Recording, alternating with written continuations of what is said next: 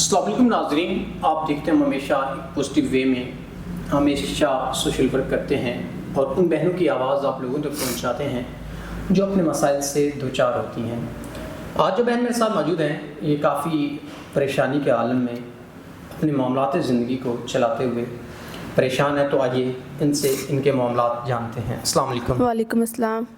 اچھا بہن، مجھے بتائیے گا زندگی کے کیا مسئلے مسائل، کیا پریشانیاں ہیں جن کی وجہ سے آپ پریشان ہیں؟ میں ایک عزت دار لڑکی ہوں، نمازی پرہیزی ہوں اور حافظ قرآن لڑکی ہوں۔ کافی عرصہ پہلے والدہ کا انتقال ہو چکا ہے۔ والدہ کے انتقال کے بعد میرا واحد سہارا میرے والد صاحب ہے۔ میرے والد صاحب امام مسجد ہے، وہ مسجد میں بچوں کو قرآن پاک پڑھاتے ہیں اور میں اپنے گھر میں بچوں کو قرآن پاک پڑھاتی ہوں۔ 1 ماہ پہلے کسی بیماری کی وجہ سے والد صاحب کا انتقال ہو چکا ہے۔ والد صاحب کے انتقال کے بعد میں بالکل اکیلی بے سہارا ہو چکی ہوں۔ مجھے کسی نے عزت نہیں دی، کوئی سہارا نہیں بنا۔ میں ایک عزت دار اور پاکیزہ لڑکی ہوں اور میرا تعلق ایسے معاشرے سے ہے جہاں پر ایک عزت دار لڑکی کی کوئی عزت نہیں کی جاتی، الٹا عزت خراب کی جاتی ہے اور لوگ مجھے ایسے ہی کرتے ہیں، میرے ساتھ برا بھلا کرتے ہیں، میری عزت خراب کرتے ہیں، مجھے گندی نظروں سے دیکھتے ہیں۔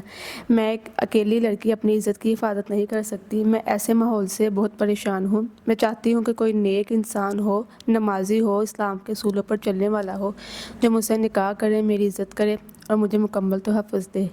ناظرین، بہن نے بتایا کہ مجھے مکمل تحفظ چاہیے، کوئی ایسا انسان جو ان کے اور ان کے معاملات زندگی کو ایک اچھے طریقے سے ٹیکل کر سکے تاکہ یہ اپنی باعزت طریقے سے اپنی زندگی کو اچھے طریقے سے سروائیو کر سکیں۔ یہ بہن کافی مجبور ہیں اپنے حالات زندگی، اپنے معاملات زندگی سے۔